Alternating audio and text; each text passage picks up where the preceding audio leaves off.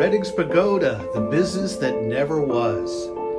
Anyone who has ever visited Reading, or community members who have lived here all their lives, many of which, anytime they ever think of the Pagoda, they always speak with pride toward this building.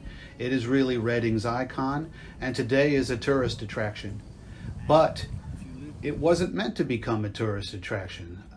What many people do not know, except local historians, is that the Pagoda was really meant to become a business, a luxury hotel. So the Pagoda is the business that never was. Allow me to introduce William Abbott Whitman Sr. Mr. Whitman is the builder of the Pagoda, our most famous building here in Reading. But most people never even heard of him or know who he is today. But people of his time were attracted to him socially. Mr. Whitman was known and described by local historians as having a winsome smile and always a white carnation on his lapel. So he definitely stood out among the people of his day. But Mr. Whitman also had weaknesses. He had basically frailties of character that hurt him in business and in politics. Mr. Whitman was an entrepreneur. He built several businesses and, of course, intended the Pagoda to become a business. But he was also an aspiring politician at the same time. He ran for and was elected to city council several times. But his biggest dream was to become the mayor of the city. And he actually ran for mayor 4 times and was never granted the office, none of the 4 times.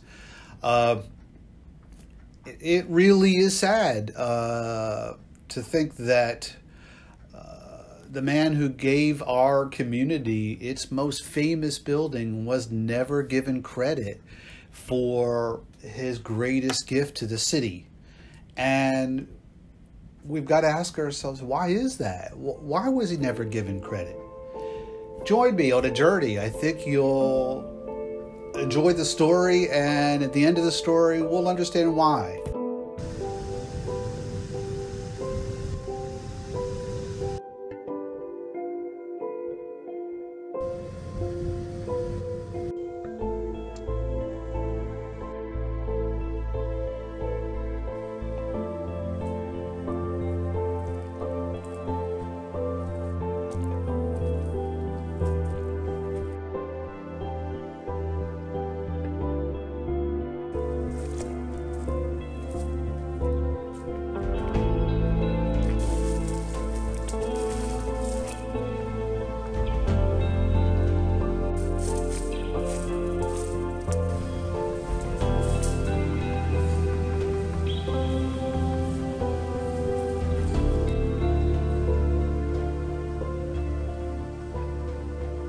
We are about halfway up Mount Penn, overlooking the beautiful city of Reading, and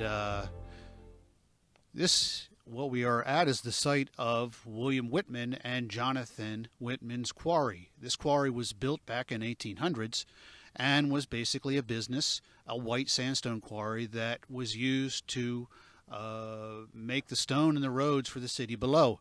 There would have been, and there was, a elevated railroad that took the stone back down to the city. This is what the quarry looked like in 1900. This scene taken in 1900 is one of the few existing scenes we have today. But as you can see, very ugly structure, wooden, metal, not a lot of trees. Certainly not unlike what we see today. Imagine the hole in this mountain as all the rock was taken away. This is what we see today. But the stone was used not only to build the homes here in the city, but Reading's most famous building, the Pagoda. What we're going to see is that the stone was taken up a road that was built specifically for that purpose over there. That road directly leads to the southern end of Mount Penn, where we'll next see Reading's most famous building, the Pagoda. We're at the end of the trail of what stone would have traveled from Whitman's quarry back at the turn of the 20th century. And this is the end, the southern highest point of Mount Penn. And wow. Wow, what a view of the city. On a clear day like today, one can see for 30 miles. Whitman owned this land along with the quarry at that time, and clearly he knew he had one of the best pieces of real estate that the city of Reading and Berks County had to offer. For this was the place that he was to build his dream, a luxury resort and hotel called the Pagoda. And the Pagoda, of course, is a building that is inspired of Asian architecture, and even its origin is somewhat disputable, but we'll talk about that a little later. Welcome to the Pagoda. Wow, what a day in Reading, Pennsylvania. Look at this beautiful view. For 30 miles we can see on a clear day like today. Here stands Reading's most iconic and famous building, the Pagoda, built by Mr. Whitman back in between 1906 and 1908.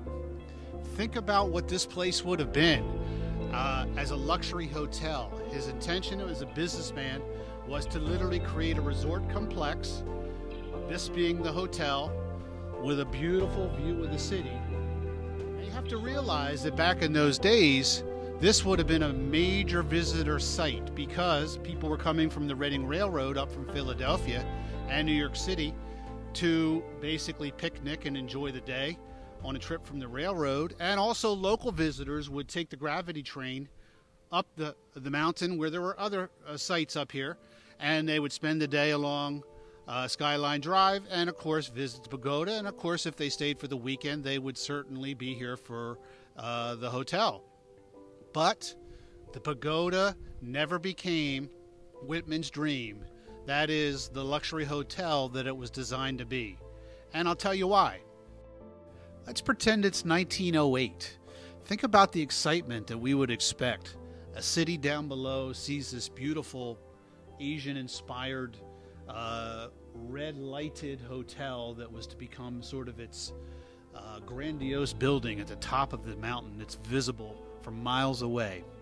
1908 was really officially to be the opening of Mr. Whitman's luxury hotel. But 1908 turned out to be a tragic time for Mr. Whitman. The other thing I want you to take note is there are signs representing notorious people that had a role to play in the Pagoda. Notice who is here, but also notice who is missing. What we see here, of course, is the mayor of the city giving their credit to the contribution of the community. Here we see Mr. James Motts, Mr. Charles Motts. They were a father-son team. They were basically the architects and the construction designers of the Pagoda, using Mr. Whitman's plans to construct this structure. Take notice what we see over here.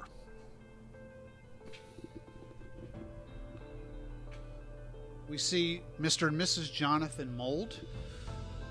Mr. Mould was a bank executive for Farmers National Bank. And here's what happened, and here's why his name is up here. In 1908, Mr. Whitman applied for a liquor license in city government, which was granting liquor licenses at this time, and he was denied. Why was he denied? Well, the reason is he was also, there's a couple reasons why. First of all, he made the community angry about his building of an ugly quarry on the side of the mountain. But also there were political reasons. He went to run for office in City Hall, and he was, over the course of his lifetime, to run for mayor candidate 4 times, and all 4 times was denied. The reason why is because the community learned also that he was cheating the taxpayers out of rock that was also used for city purposes. See, there was a conflict of interest. Whitman and his brother were selling stone to the city illegally because since he was a politician, his company was not supposed to be selling to city government for city contracts. So Mr. Whitman was a corrupt politician. That also made the community angry. So back to Mr. Mould. Whitman was not granted a liquor license. Whitman, I'm sure frustrated, realizes that he could not make money after he built this building. So he walks away from the deal, totally walks away. The bank, of course, assumes forecloses on the building, and Mr.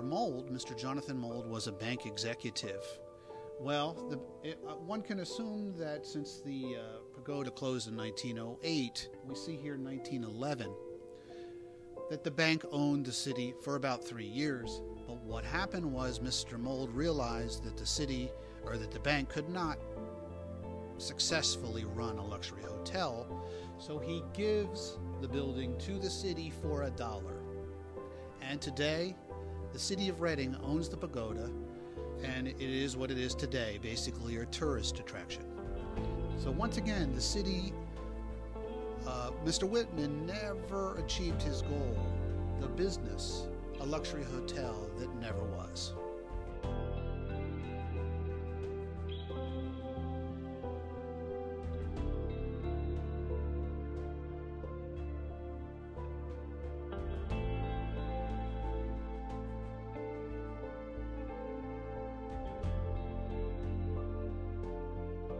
Here lies the final remains of William Abbott Whitman and his family.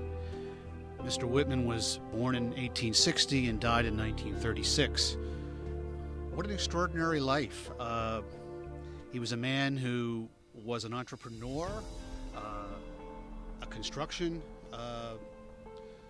manager who basically built many homes and many buildings and roads, even a subway in the community using the rock from his quarry. He was a city councilman for 2 or 3 years successfully, and ran for mayor 4 times, but for all 4 times was unsuccessful. His business, the Pagoda, never became the luxury hotel that it was, and we have to wonder why. Why did he give so much? But if you remember from our last scene, his name did not even appear on the most famous building that he created and benefits our community today, the Pagoda. One has to wonder what would have been different if Mr. Whitman's approach to the community would have been different. Well, I proposed that if Mr. Whitman had developed better and endearing relationships with his stakeholders, the people of this community, that he would have been successful, both politically and business-wise, and his name would be on the Pagoda today. But because he basically had sort of corrupt dealings with the city and lots of conflicts of interest, he was never successful in his dream. Even in posterity, it seems sort of ironic that from his grave we can see the Pagoda up on the hill of Mount Penn. So even in posterity, he can see forever the building that he created, and nowhere on that building is any recognition that he deserves for its creation, yet we benefit from it today.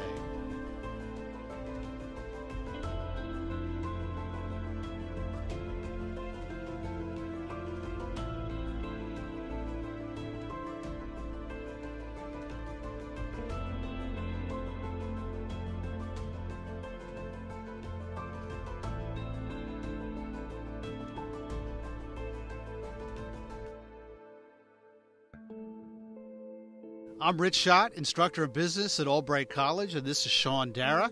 He's a business student at Albright College, about to graduate in a few months. Sean and I worked together on this team as an internship where we discovered the story of Mr. Whitman and the Pagoda. So, Sean, I want to ask you some questions about what you learned about this internship. What impacts you? You've heard the story about Mr. Whitman, the quarry, his dream of a hotel, a liquor license denied, his aspirations of running for city government. What impacts you most about this story? So what impacts me most is that Whitman put in so much money and so much hard work, about $50,000 for the land, and the city took over for $1. So what impacted me the most was he didn't get no credit for it. It's crazy. It's kind of sad, isn't it? Yeah. If he had been given a liquor license and given the opportunity by the city and the government to operate the business that he created, do you think he would have been successful as a business person? Oh yes. I feel like it would be the best real estate around. Okay. It'd be a 5-star hotel. I picture it as a penthouse suite in Miami, but in Reading. I love it, right? Penthouse suite in Reading. It Yes, sir. certainly is the best real estate around, right? Yes, sir. Yes, sir. You also heard the story of Mr. Whitman, how he was kind of a shady politician and had corrupt dealings with the city and lots of conflicts of interest. Do you think it's possible for him to have been a successful business person and an ethical politician if he would have been given opportunity? Oh yes, for sure. Even though it was a conflict of interest, if Whitman were to be more of a better man, a better person, and not cheat and take people's money away from them, and have good social capital with the community and stakeholders, the business right now it probably would have been here, to this day. We'd see a different scene today, right? What advice do you have for your fellow students, fellow business students back at Albright College and other students looking to start businesses who have been in Whitman's situation? What would you think they should do? The advice I would give is if you're to own your own business, Okay. just go 100%. Don't cheat your way. Don't cheat your customers. Everything you do will come back around. That's how I feel about a business. You just want to have a good reputation, like I said, social capital, and just go from there. Just don't cheat yourself or your customers. Great advice. Sean, thanks so much for working with me on this project. We were a great team, right? Yes, sir. Yes, sir.